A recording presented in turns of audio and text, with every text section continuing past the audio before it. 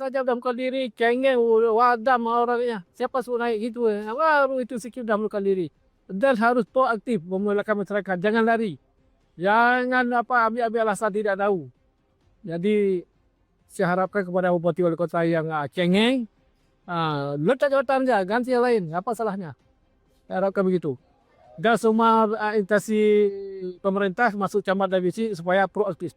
Saya tidak pribadi ya, melihat banjir dan longsor ini adalah tsunami jilid kedua. Jadi pun demikian 18 kabupaten yang dampak imbas banjir dan longsor. Di 4 kabupaten yang separah ya. Jadi kita harapkan himbau kepada semua masyarakat supaya agar tabah dalam menghadapi musibah ini.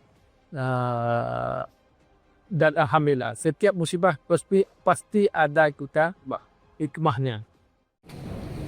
Pusat tidak ada perhatian,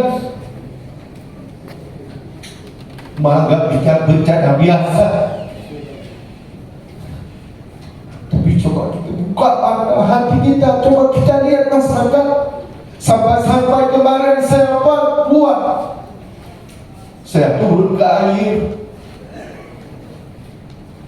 Sebenarnya skenario saya buat, saya turun ke air, suruh pakai payung, datang ke dalam air, supaya masyarakat mencaci saya. Kenapa mencaci? Supaya pusat tahu bahwa di Aceh Utara ini ada banjir. Padahal saya terjebak dalam air hampir 2 malam, tidak keluar.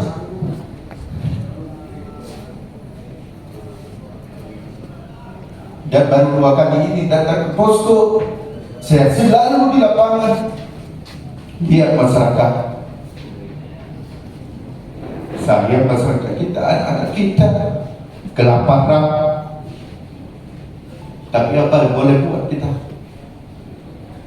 Kekuatan kita tidak ada. Kita hanya beras yang ada. Maka kemarin saya buat video. Gimana caranya supaya masyarakat dicaci saya?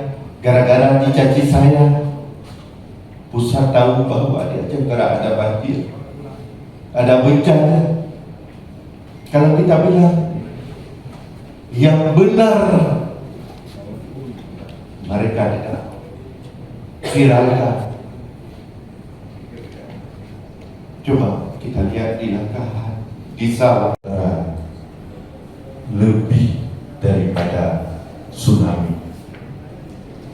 Kemudian perlu kita ketahui bahwa sampai saat ini Kabupaten Aceh Utara kita telah melaksanakan yang pertama posko induk. Posko induk di sini karena kenapa kita tidak membuat di Landing? Karena putusnya sinyal dan listrik. Kemudian kita sudah membentuk posko di setiap kecamatan. Maka kemampuan kita yang ada di Aceh Utara kita salurkan melalui posko di kecamatan. Tapi sampai hari ini saya baru 2 kali ke posko di Pendopo untuk membuat rapat. Sudah 8 hari, baru 2 kali saya posko. Selebihnya saya selalu ke lapangan. Masyarakat kita di lapangan belum mendapat makanan, belum sampai makanan ke dalam karena akses jalan yang pertama rusak parah, putus jalan, tiang-tiang listrik semua berantakan di jalan. Maka akses ke dalam ini belum bisa kita masuk. Maka kemarin juga kita sudah membuat surat memohon permohonan untuk dapat helikopter dan sampai hari ini belum sampai. Apakah pusat itu mata terhadap musibah yang kita alami di Aceh Utara? Kemudian perlu kita ketahui yang pertama BBM di Aceh Utara tidak ada. Masyarakat kita kehilangan anak. Jadi BBM tidak ada, listrik mati. Maka oleh karenanya BBM, bagaimana cara tanggung jawab kita terhadap BBM supaya harus ada di agenda maksimal. Kemudian gas LPG kemarin sudah kita panggil supaya di pengungsi ini ada gas, tabung gas, karena semua hilang, tapi sampai hari ini belum ada titik temu.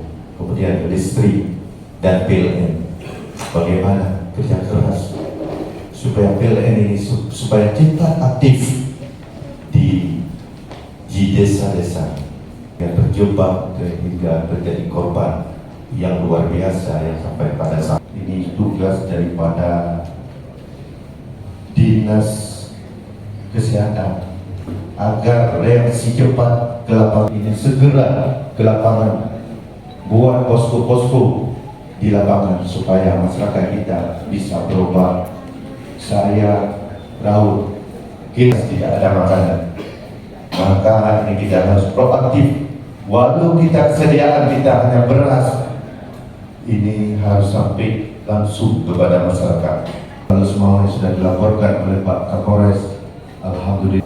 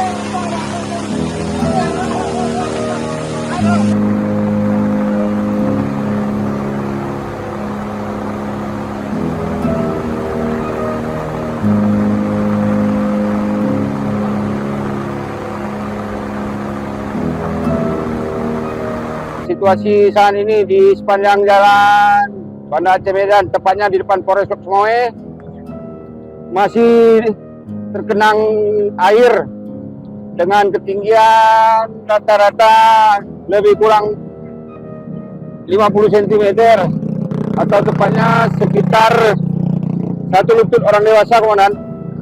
Jadi inisiatif kita mengambil sebelah jalan